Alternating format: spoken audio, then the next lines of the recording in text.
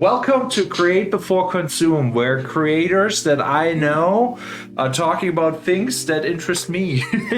Not really, but it's for creators and it's all about creating. And I have a guest here, and it's Jonathan. And yeah, Jonathan, what do you do? Video is my main thing. Real quick though, I was gonna say the headphones. They're not on.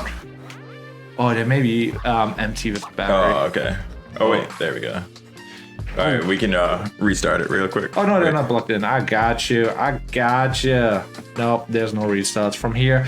The main key point here is to just try to relax. It's our first podcast, so it's a little bit different here. So yeah, kind of excited. So cheers first. Yeah, cheers. Thanks for doing that with me. Definitely. Today's a special day, so it's kind of funny because I introduce you to the whole world here, and then you're about to leave tomorrow to Michigan, no? Exactly, yeah. Not planning on it being permanent or anything, but yeah, just changing it up a bit. It's quite interesting because we met okay, first I should start how we met, and so like he said, he's doing video, and yeah, because you do video, we met at an event where we both were hired and we both did not know we're actually shooting the same thing. And it was kind of weird, when you get hired and you're there with your gear all geared up and you're just running around trying to catch the performance, and you see other guy there. So what did you thought? Yeah, that was funny. Yeah, we both hired to do the same thing, and then you're always kind of getting an idea of what's going on with the other shooters there, and yeah, that's where we initially met. But the funny part of it was then we both got hired to do this next project without knowing it. But then and I was like, okay, I guess I need to figure out so first off, when I do an event and there's another photographer, videographer, or whoever is there, I'm trying to network, so trying to make them connections, and basically you never know, if you need another person later on, or it's always beneficial to grow your network, and always sometimes something good comes from it. You definitely have brought all the creators together, and that helps a ton, just having that network of all the other people who are interested in creating things. You can bounce ideas off of each other, start getting all sorts of ideas that help you progress. Yeah, and on like I said, we just met like that. But Jonathan, what do you actually do? You said you do video and photo work, but if you would be more specific, talk a little bit about you. Yeah, well, it's always a combination between I've been doing events, promos for businesses, and mainly I would say I specialize in editing, really getting deep down into video edits, and that's been I would say where I spend most of my time is editing in front of the computer afterwards. But how would you describe your style? I could do it, but I don't want to do it. Right. I want to hear what you have to tell the world. How would you describe yourself? Because we did the same event, and it's kind of interesting. I made an upload. Like we said, we got hired for the same thing. I had offered 2 videos, and you had, I think, 1 video at the time there, but we shot the same thing, and everything turned out kind of similar, but different, so I think that's kind of a neat thing. You know what I mean? It's Right. Yeah. Well, things just kind of led where it started going down this route of my niche ended up looking like it was mostly doing performance artist work and different events that had performance artists, and it kind of just ended up being one project after another in that way. But I wouldn't say that's my specialty or niche I want to stay in. I definitely am trying to turn the route and just do things that I'm interested in, which is as we started working on graphics and working in Blender, that's right up my alley. That is actually like bringing me to a point too. Like it's kind of crazy because like you kind of sparked the whole thing. Like I'm just like, okay, I want to be a creator, and do YouTube videos. That's kind of why I'm like, okay, I do reviews, vlogs, and all that stuff. And I got into the whole like, let's make videos. But you have a completely different history. When I invited you to cover me for the podcast that I'm doing, What's Good Tampa, another podcast you kind of should check out. But basically, I was like, okay, I'm leaving for Germany. I need a backup. Who can I trust, And this is like one of the things, like, I don't want to give like gigs away or connections, and you don't know what's going to happen if there's a shock, trying to snatch everything, or just like ruins it, or is not capable of doing the things, So I was like, Jonathan, but then you mentioned like you had actually, what was your history? You said you went to school for, you know what I mean? Oh yeah, my whole route for video. I mean, I started off even as a little kid just using like a home video camera and playing around with that, and then it just led into my brother and we would start doing like little projects for businesses. Yeah. So we did that for a long time, and then I just always kept it up. I took some video classes for a little bit, and it was always kind of like this side thing that I kept on the side, but more and more the side hustle. The American dream, like everybody got to have a hustle. You have to do multiple things and make your way through navigating everything. But it just ended up sinking more time into it, and more money and gear. Right. Yeah. That's a struggle here. But yeah, so I thought that was like kind of interesting because I did not know about that. And before the Tampa Bay, the What's Good Tampa Show podcast, I was like, okay, I did a couple live streams, so I know how to do Blender, not Blender, OBS, and I had experience with it. But I was like, yeah, I can do it for other people, but the whole time when the COVID thing happened, I was like, okay, I know how to live stream for gaming. I can also make that work for Zoom calls and business things. But then it kind of turned into like, oh, now I actually can do also podcasts and stuff like that. But yeah, it's easy to do for money. And it's kind of sad when you like do for other people what their dreams are, but you cannot pursue your own. So yeah, exactly. And more lately, that's what I've been inspired to do, because it's definitely necessary to get money in the meantime for gigs, and that helps a lot. But also dedicating that time to sink it into your own work is key. Yeah, so important. Yeah, you basically like, if you don't build your dreams, you just help other people build their dreams. And it's kind of like a sad thing, because like it was kind of crazy after we basically shot that same event. And I'm like, I want to meet this guy. Let's see what he's about, and if he got hired, how much he got paid, and trying to figure out what's going on. You remember when we met up at that pizza joint, and I'm like, hey, let's meet up, and let's make connections, see what's up, maybe do a collab together or whatever, or shoot events together, and trying to like fix each other's holes that we have, like everybody knows something that you don't know, and if you hang around them, you kind of absorb a little bit, and it's like a win-win for everybody, Like you cannot talk to a person without learning something. Right. And I have you to thank for that. Definitely. Like you've brought all sorts of people together. And a lot of times it's easy to get stuck in your own route behind the computer, kind of isolate yourself, see other people as competitors. And you just brought that network together.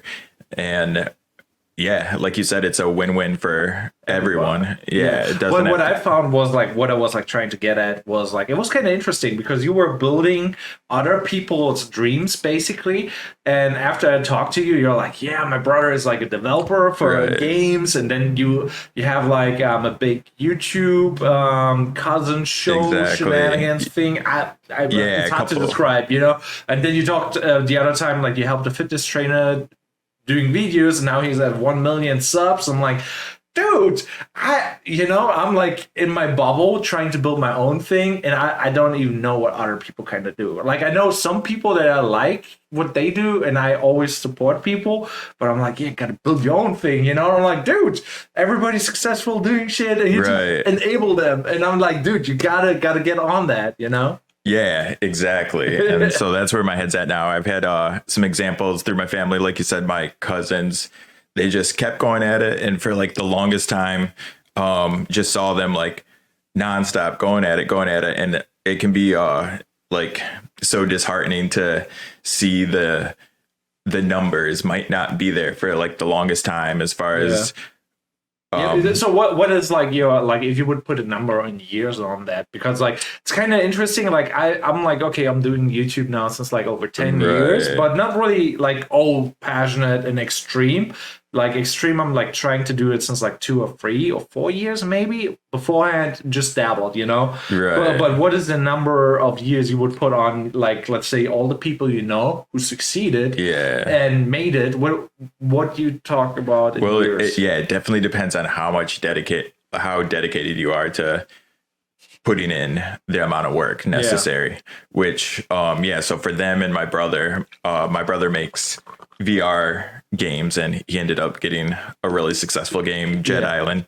But pretty cool. I tested it. Both them and my cousin's YouTube channel, The Scories, I just saw them going nonstop at it, every day, like just every day putting in that time. And so if you do that, it's hard to put a time frame on it, but it could be like, so it's like work related. How much years? Yeah, it's definitely work related, but no matter what, it's going to pay off. Yeah. Like, unless you give up early. Right. Like, it can happen too, because like I was at the point where I'm like, okay, I'm doing this YouTube thing for a couple of years. And in the beginning, it was like, okay, you only need 100,000 views, and that will be somewhat roughly $100. And then you can get your AdSense money after you made an account with them, and you get paid.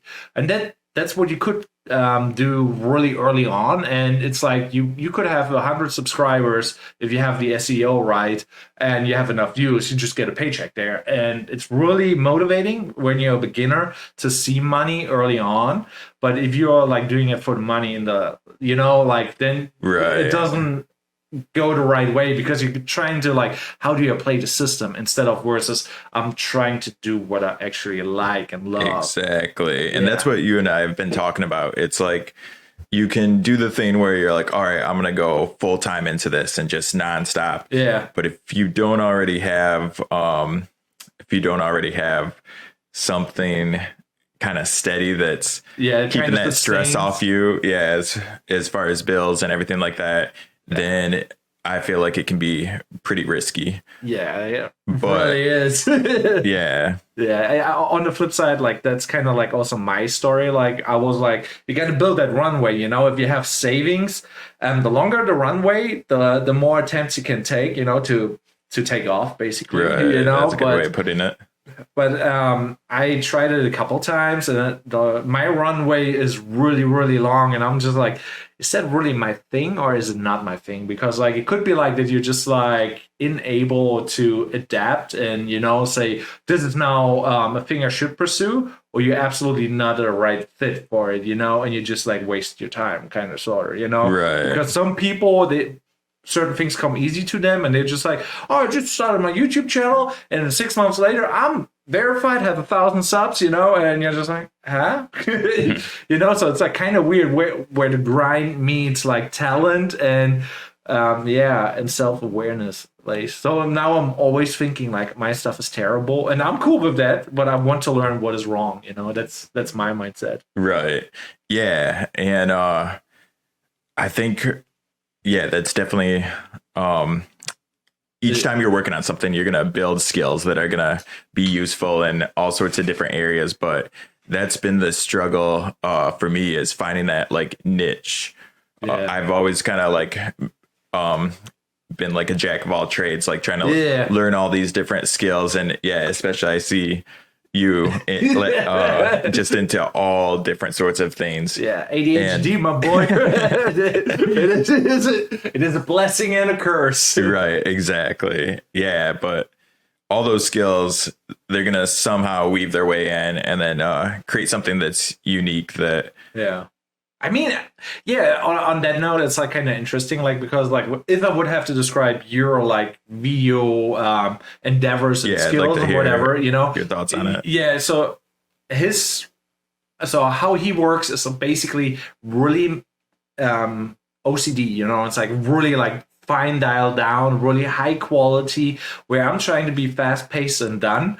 What is kind of bad too, because like in the end, like I think your strategy is like more high quality and better work, kind of sort of, where I'm like, okay, I want to have a lot of work, and I'm probably doing it wrong, and so I'm like kind of like learning from you. I'm like, okay, I have to put that extra polish on there because this is like the new thing, Well, that's also where we've been like, talking about this for a while, where it's like you've been pushing me like, hey, you got to pump out way more work. You got to not spend so much time on it. Like just sometimes you do like things where like procrastination is our biggest problem. Like we made a YouTube video together. What was like, okay, I was like in a rut, or however you want to say, but I was like, okay, I need to make another YouTube video. Nothing sounds exciting. I didn't find my niche. I don't know what video I should do. I have a feeling for certain videos that will perform well, where I get a couple thousand views. If I do the SEO right and make the video interesting,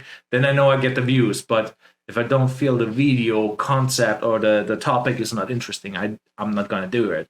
So I was like, okay, I'm just trying something new, and we did that whole photo scanning because it's something completely new. Right? Yeah, photogrammetry. Yeah, and it kind of really excited me, and it led into so many cool things, Yeah, and already you've started taking that, and it's already somewhere else. Like it's from photo scanning into like 3D animations, and now it's into games, because like through meeting you, your brother kind of was like, okay, doing VR games, getting sales on Steam, and then I learned like, oh, Unreal Engine is free. You can make games, and you can make games fast. I'm like, and the VR market like is like really exciting right now because there's not a lot on there. So I'm like, okay, trying to do that VR thing. And what brings me now to what you are gonna do tomorrow, and talk a little bit about that. What is like, right?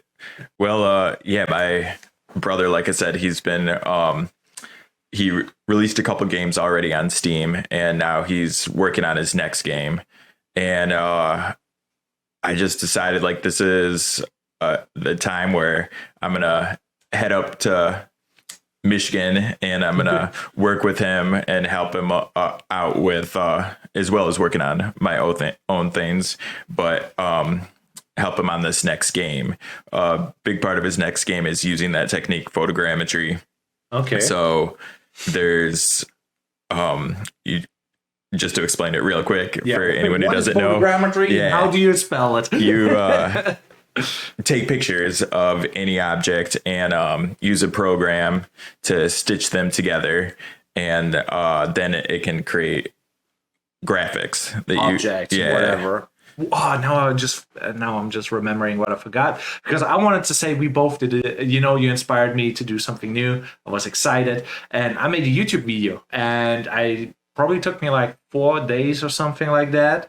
And you made a YouTube video as well, but it took you a week or 2 weeks, and you did not post it. And I'm like, why did you not post it? Your video is better, faster paced, has a better attention span. Like nowadays on YouTube, everything has to be fast paced, snap, snap, snap, Mr. Beast style, basically.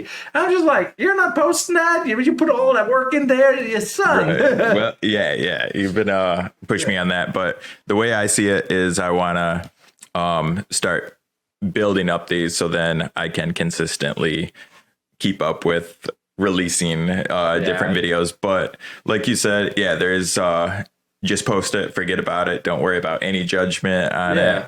Get the reps in. I definitely see that is important too. But Yeah, so there's a balance. We keep working this out. Yeah, quality versus quantity, and just releasing, or putting that thought into it, which it can end up turning into overthinking it too much. Yeah, that it's like this is my 2 cents on this overthinking, because like we all get like into our trot and we do what we do always. And after you made too many excuses or waited too long on executing, an idea becomes stale, or the idea of actually hitting publish and posting it sounds not anymore as good, and you probably will not do it as if you're excited and hype about it. And that's like the whole ADHD thing. Like, when you're hype about something, you make it happen. Like the weird, what was the skull thing, where it completely went off the chain, hey, have this thing going on. Can you help me? I need a fog machine, and one day we arranged everything, and that's where it's kind of good to go with the flow. But yeah. Right. Yeah. Yeah. And even just seeing you, like, after quickly learning Blender, you applied that immediately to the next project and put time into it to create something that we shall not talk about this first, yeah. Oh, wait a second. We can talk about a couple things. Like another thing where I'm like trying to push you on is like list your NFT, because on OpenSea you can sell your NFTs. You can put smart contracts on there. A lot of opportunity. NFTs are hot and there's a lot of value in it. But like for myself, I'm just like, okay, I listed my first NFT. I learned so many things. Now I did like actually 3D art, and obviously I'm not the best, and sometimes you don't need to be the best to just like produce things if it's still better than other people's stuff. Right. Yeah. And yeah. Yeah. And that's been huge with, I feel like just by having that network of people, and you're pushing me, you're inspiring me. I can inspire you on some things, or share what I know about it. Now you're leaving.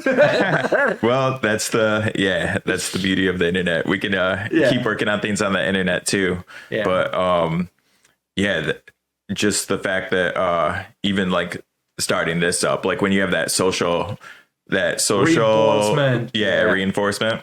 After you announce it to the internet, by the way, it's really hard to skip out of it. So what were you again announcing that is going to happen when you go to your brother relating YouTube? Okay. Yeah. So I'm putting it out there. We're going to be cranking out videos, plenty of videos. He's been stuck in a place too where overthinking it too much and not working on the important stuff, like releasing little snippets, motivation videos. Yeah, everything's kind of been put on hold as he's been working on games, and I'm just gonna go there over the holidays, and we're gonna kick his butt, crank out as much material as we can, and give him a shout out. What was the YouTube channel about? Not that I'm like giving shout outs, but it's Master Indie. Yeah, indie, like indie games. Like indie games, not like I spelled it, indie. Yeah, the German accent kind of makes it a little bit tough sometimes, but yeah.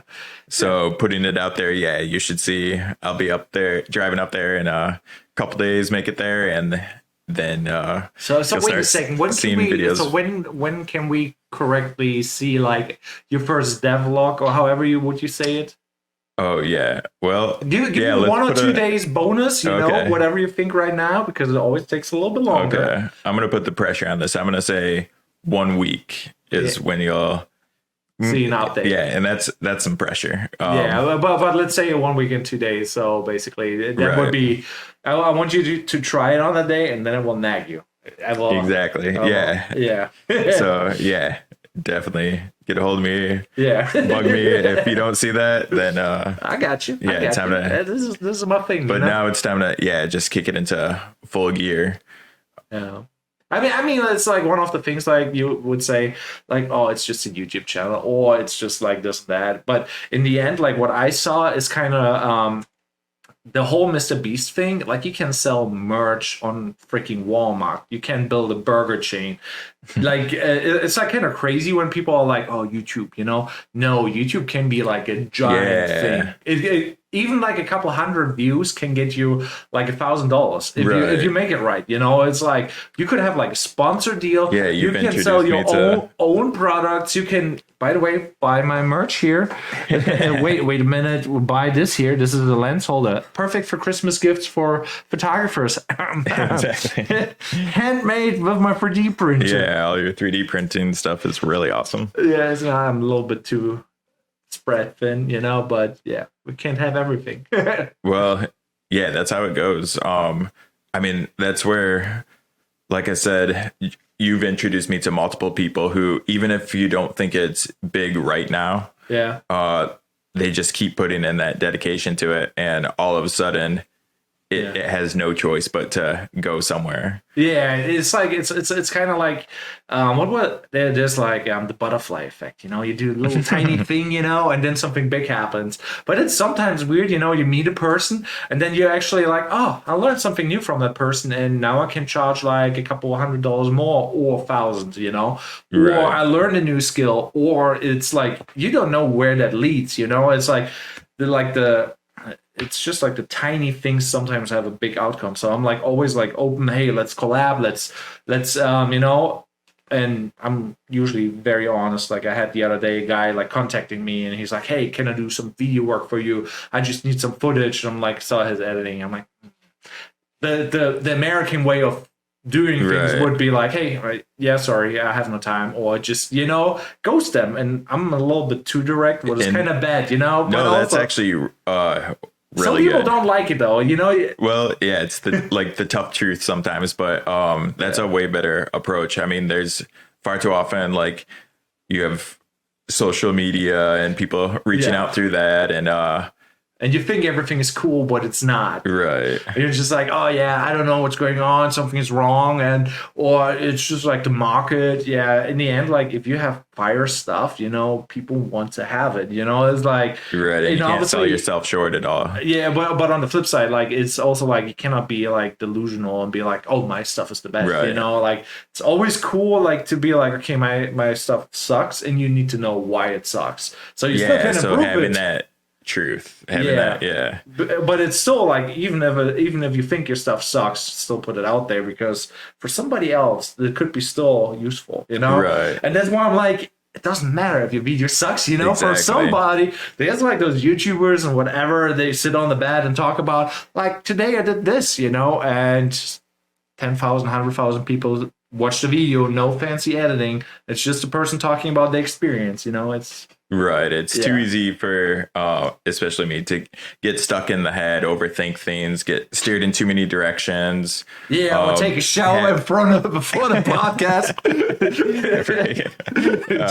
Just kidding. Yeah. But yeah, having you know, like someone can. You can always have these people that are like, I want you to do this. I want you to do this.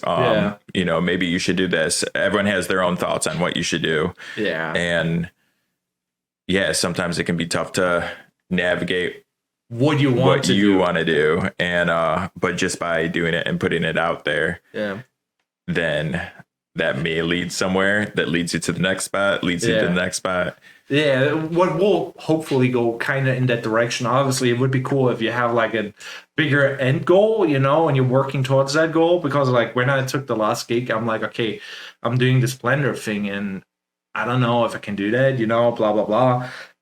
I posted a video really quick, and I got the attention from somebody, and that person was basically reaching out. You did a really great video that you posted 4 months or 3 months later, I don't know. So, you know, and I'm like, could have been you know, and, you know, it's like. Exactly. It's a weird thing, but in the end, like, hopefully that leads to your end goal or to, like, luck. I don't know. Like, right. Yeah. I think, like, even if you don't know what you do, it's better to do something that is exciting to you, kind of, you know? Oh, yeah, definitely. Because it's really easy to be like, oh, I don't know what to do, and now I'm doing nothing, or doing something half-hearted, and you could have created a bunch of little seeds somewhere else, kind of. I don't know. Right. But yeah. Yeah, definitely. And that's where, just that combination of you still have to find a means of getting that bread. Yeah, getting that money. And but then at the same time, you don't want to be like, oh, all the money's here. Yeah. But I actually don't like Doing working that on these niche. projects, and I don't want to box myself into this is my niche. Yeah, like for us in video, it's like there's a lot of money in wedding, you know. Not everybody loves doing wedding because they're high stress. A lot is on the line, you know, but the money is good because a lot of things are on the line and people trust you, and you have to have everything doubled up, double the SD cards, you know, and be safe and all that jazz, you know, have the right gear and just prepare for everything and just have a 1 day high stress. But obviously this is not what will fulfill you, for at least for the most people, you know what I mean? So Right. so it's like kind of cool. Like YouTube is like for me the thing where I'm like, I can make passive income, you know. Like after I got my first $100, I'm just like, what? I have 100 subs, got $100 for like doing weird videos where I film random stuff like ants on a table, I poke them, 80,000 views, and this is like $80. Right. I'm just like, oh, and there's people with 10,000, 100,000, millions of subscribers, and they just kind of do what they like, and people living through them their own dream, kind of, sort of, I guess. But that would be nice to have, and I'm fine with $1,000 or $2,000 per month for the moment. Right. You know? Yeah. Yeah. I mean, speaking of that, you mentioned this video where all it was is a little phone video of poking an ant. It was nothing. It was just a quick, like 30 seconds or less, just like a little teeny phone video. And that ended up doing very well. Yeah. More views than that was your highest views video, right? Yeah. But yeah, so you never know, and you can't get like down about overthinking about, oh, the views aren't picking up here. I don't have all those number games with the likes and everything like that. It's better to just like don't care, shut all that off and keep going at it. Obviously, if you have a clear strategy, like now I have to throw Austin out there. Tampa is live, you know, like St. Pete base here, or Tampa Bay. He basically has a clear niche. It's easier to grow if you have like a clear concept and it's somewhat in your like passion, you know, you're like going out eating, make food reviews. You like the city, well, food reviews and the city work well together, you know, you like doing that type of stuff. Man, people will watch your videos because it will be helpful for them, but it's harder to grow if you have like 20 interests and none of them kind of overlay too much, you know? So I'm like, I think you start spreading yourself too thin. Yeah, but I still think if as long as you're persistent, you still can grow. You know what I mean?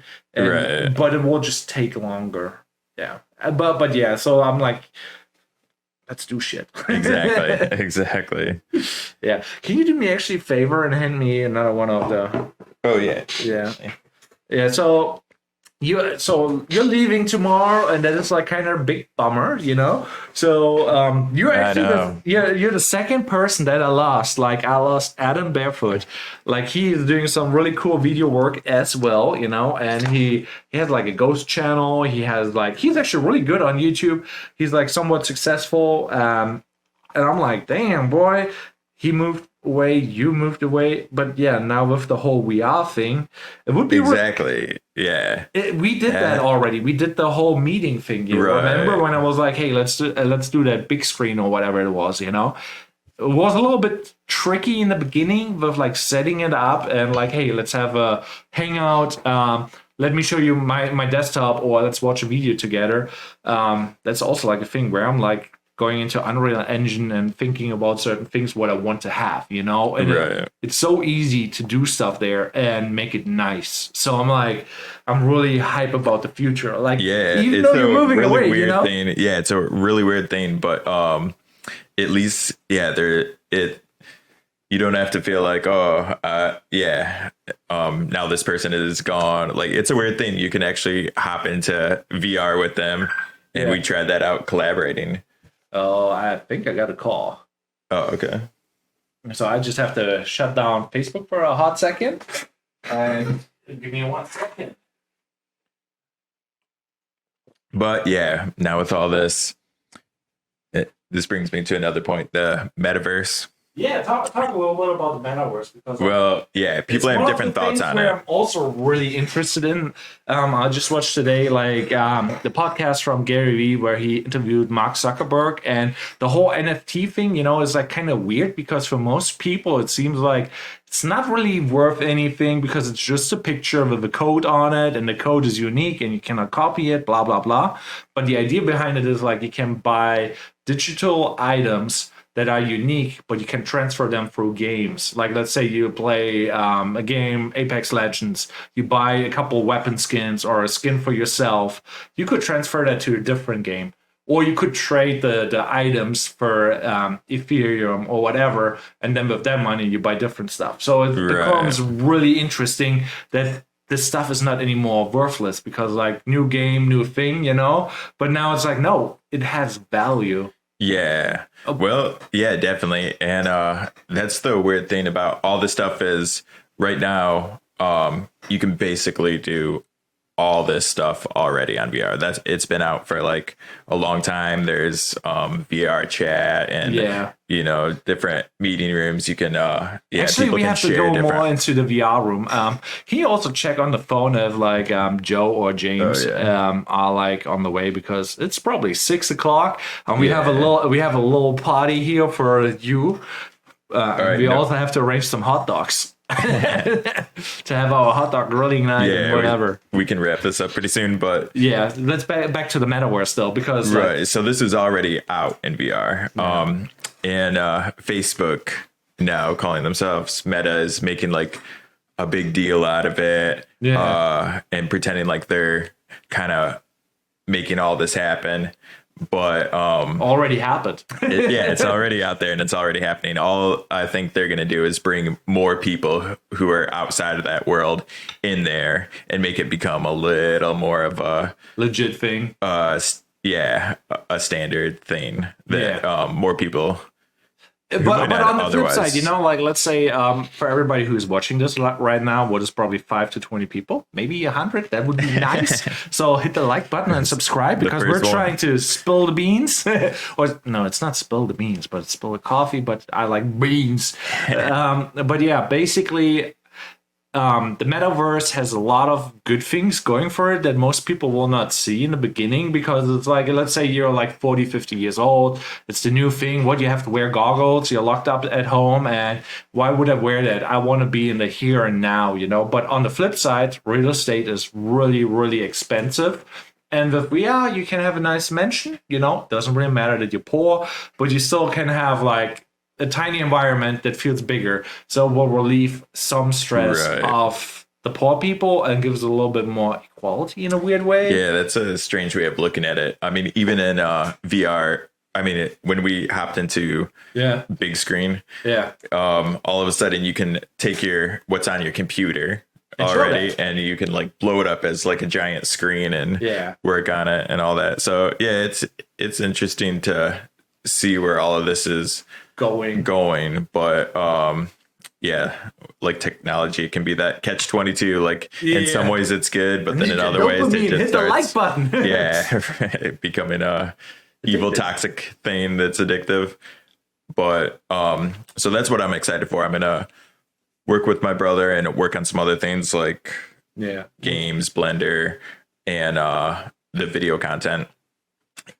Yeah, it's also on the flip side though, I want to mention like also like a little shout out to myself, because like the idea is like I think I will launch a bunch of NFTs where I will like give stake away from my game that I will do. So basically you can have like early access, you get like all the benefits, and I maybe specify like what people can do with the NFT and what they will get. But I want to have basically a reward for them when they give me money, basically, and it's a win-win. So if my game sells on Steam a lot, they basically get a percentage. That would be like something like that. I want to work out with like smart contracts and stuff like that. I think that's definitely, because like then it's a win-win. Like that's also like for bands, for example, with NFTs. It's crazy. Like if you're the first guy listening to a band and the band is tiny and you support them by buying their NFTs and they become big, now the NFT is a lot of worth, you know, and Right. then you can sell it, flip it, and you basically made out $30, 100K maybe. Who knows, you know? It's like collector's edition, like the first LP and whatever, just digital. So I'm like, that's what I kind of want to do, just like with the game that I'm trying to do. And yeah, let's see where we're going with that. Right. So maybe you should do that too, you know? Yeah, like I I'm not think saying don't do it, you know, do it. all those win-win situations where you can kind of network and feed off of other people. Yeah. I mean, every single person that you end up bringing into a project, it's just gonna bring in their audience into your audience and your audience into their audience, and It's I win-win. think, yeah, And I think like so that's also like another thing when I basically met you, it's like you can see everybody else as a competitor, you know, and you can be trying to be like, oh, he's stealing clients from me, or hey, this is going on. But that's like a bad way of looking at it. Yeah, You know, like let's definitely. say let's imagine we would have chosen to be different. Like right. That first day we both saw I'm like, each other hey, as competitors. We're on the same project. yeah, and I'm like, okay, this guy, you know, like I'm gonna compete on you with price, for example. I could have done that, you know, like let's be like, oh, I'm going lower or whatever, and just like be really like, let's say toxic, you know. We would have not met. We would have not created those Blender shenanigans because you thought about doing it, but you did not really actively did a lot of it. So in the end, this was more beneficial for everybody. So it's like, if you do win-win, you always win. It sounds dumb. Exactly. Yeah. It sounds really dumb, but it is what it is. You know what I mean? Right. Yeah.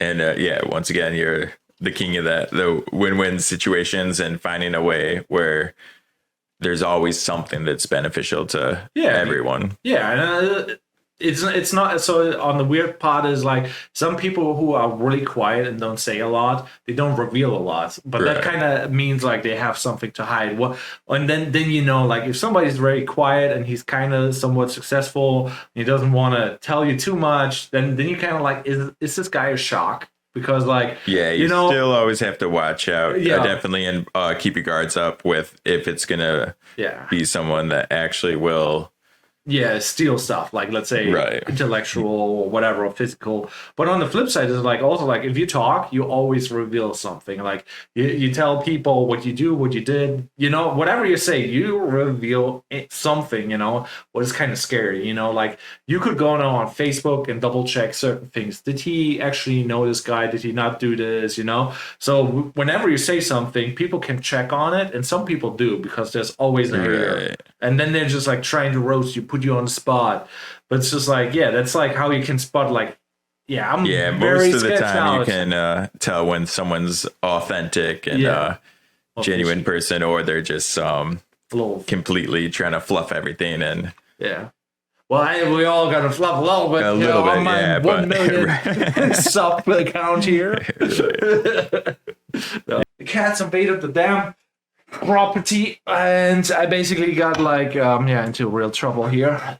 So we had a cat fight outside, and not good. So on this note, I just want to formally thank you for basically watching this podcast, and also check out my Etsy store, check out my guest's Instagram.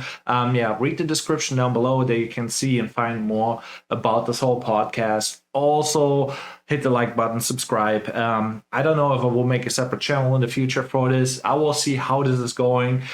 So your feedback is highly appreciated. Please have a blessed day.